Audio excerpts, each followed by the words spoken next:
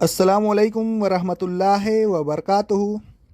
اعوذ باللہ السمیع العلیم من الشیطان الرجیم من ہمزہ ونفخہ ونفثہ۔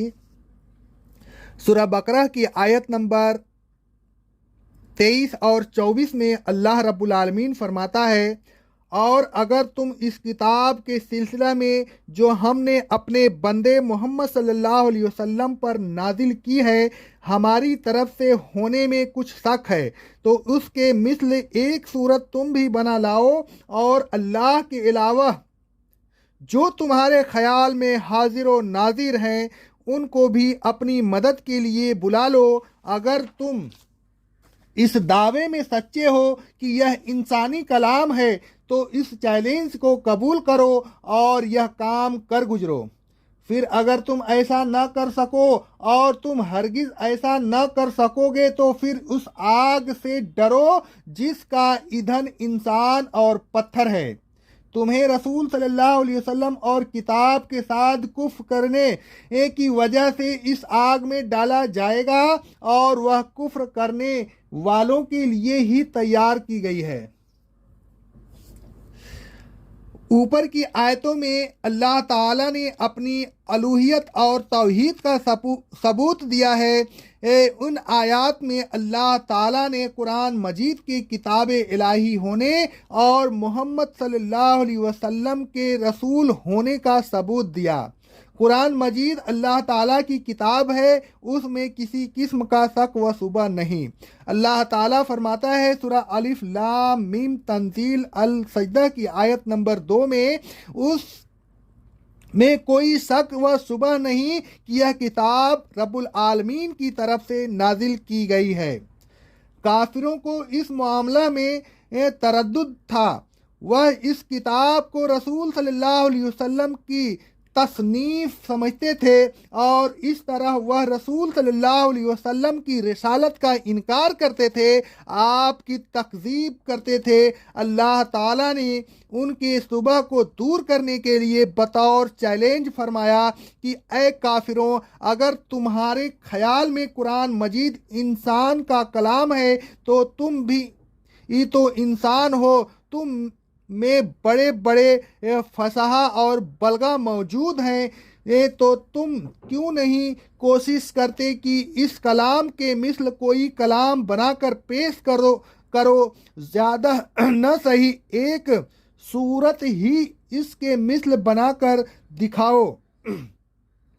اگر تم اس دعوے میں سچے ہو کہ یہ انسانی کلام ہے تو پھر تمہیں اس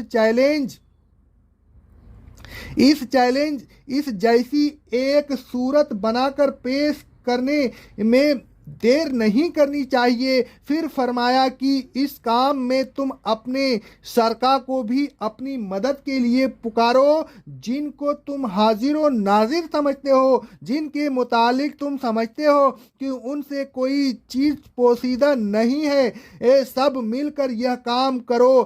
اگر تم بنا کر لے آؤ گے تو پھر یہ سمجھا جائے گا کہ تم اپنے اس دعوے میں سچے ہو کہ یہ انسانی کلام ہے، اور اگر تم سب مل کر بھی یہ کام نہ کر سکو اور ہرگز نہ کر سکو گے تو پھر اس کتاب اور صاحب کتاب پر ایمان لے آؤ۔ اگر اس چیلنج اور اپنے عجز کے باوجود تم ایمان نہیں لاؤ گے تو پھر تمہیں اس آگ سے ڈرنا چاہیے جس کا ایندھن انسان اور پتھر ہے۔ اس کتاب کی انکار اور محمد صلی اللہ علیہ وسلم کی رسالت کی انکار کے جرم میں تمہیں اس آگ میں ڈالا جائے گا جو در حقیقت انکار کرنے والوں کے لیے تیار کی گئی ہے۔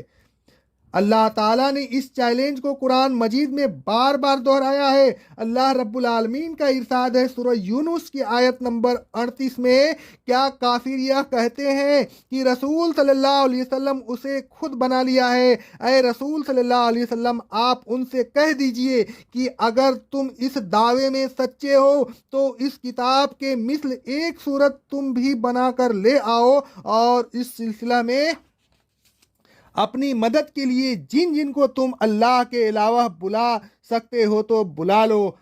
اللہ تعالیٰ فرماتا ہے سورہ ہود کی آیت نمبر 13 اور 14 میں، کیا کافر یہ کہتے ہیں کہ اس قرآن کو رسول صلی اللہ علیہ وسلم نے خود بنا لیا ہے؟ اے رسول صلی اللہ علیہ وسلم، آپ ان سے کہہ دیجئے کہ اگر تم اس دعوے میں سچے ہو تو اس کے مثل 10 صورتیں تم بھی بنا لاؤ، اور اللہ کے علاوہ جن کو تم اپنی مدد کے لیے بلا سکتے ہو بلا لو۔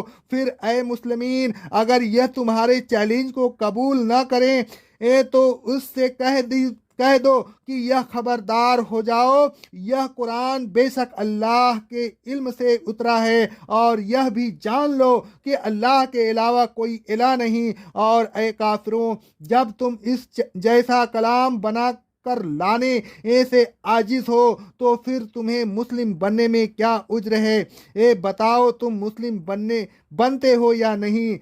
کافر اس چیلنج کو قبول نہ کر سکے تو اللہ تعالیٰ نے صاف صاف اعلان فرما دیا کہ ان کافروں کی تو ہستی ہی کیا ہے، اگر تمام جن اور انسان بھی مل کر یہ کلام عام بنانا چاہیں تو نہ کر سکیں گے۔ اللہ تعالیٰ فرماتا ہے سورہ بنی اسرائیل کی آیت نمبر 88 میں، اے رسول صلی اللہ علیہ وسلم، آپ کہہ دیجئے کہ اگر انسان اور جنات سب جمع ہو کر اس قرآن کے مثل بنانے کی کوشش کریں اور اس کام میں ایک دوسرے کی مدد کرتے رہے تو بھی اس قرآن کے مثل بنا کر نہ لا سکیں گے۔ ان آیات میں جہاں اللہ تعالیٰ نے مشرکین عرب کے عجز و درمانندگی کو برملا بیان کیا، وہاں اللہ تعالیٰ نے ان بزرگوں کے عجز کا بھی اعلان فرما دیا جن کو مشرکین نے اللہ تعالیٰ کا شریک بنا رکھا تھا، اور انہیں بزرگوں پر موقوف نہیں بلکہ اگلے اور پچھلے تمام جن و انس کی بے بسی کا اعلان فرما دیا۔ وہ سب مل کر بھی یہ کلام نہیں کر سکتے۔ الغرض اللہ تعالیٰ نے کلام الہی کے اثبات کے ساتھ ساتھ شرک پر بھی ایک ضرب کاری لگائی اور اس کو جڑ سے اکھاڑ پھینکا۔ قرآن مجید کے مثل بنا کر لانے کا یہ چیلنج اب بھی موجود ہے۔ غیر مسلم اس چیلنج کو آج تک قبول نہ کر سکے تو اب انہیں سمجھ لینا چاہیے کہ یہ انسانی کلام نہیں، یہ اللہ وحدہ لا شریک لہ کا کلام ہے۔ یہ رسول صلی اللہ علیہ وسلم کا ایک معجزہ ہے۔ دنیا والے اس کے مثل پیش کرنے سے عاجز ہیں اور عاجز رہیں گے۔ انہیں چاہیے کہ اس پر ایمان لے آئیں اور اس ذات اقدس پر ایمان لے آئیں جس پر یہ قرآن مجید نازل ہوا۔ اسی میں ان کے لیے بہتری ہے اور اسی میں نجات ہے۔ رسول صلی اللہ علیہ وسلم نے قرآن مجید کی اس معجزانہ خصوصیت کی طرف اشارہ کرتے ہوئے فرمایا، صحیح بخاری صحیح مسلم کی حدیث ہے، کوئی نبی ایسا نہیں جس کو معجزہ نہ دیے گئے ہوں، ان معجزوں کے مطابق لوگ ان پر ایمان لاتے رہے، اور مجھے جو معجزہ دیا گیا ہے وہ وہی ہے جو اللہ نے میری طرف کی ہے، لہذا میں امید کرتا ہوں کہ قیامت کے روز میرے تابعین ان انبیاء علیہ السلام کے تابعین سے زیادہ ہوں گے۔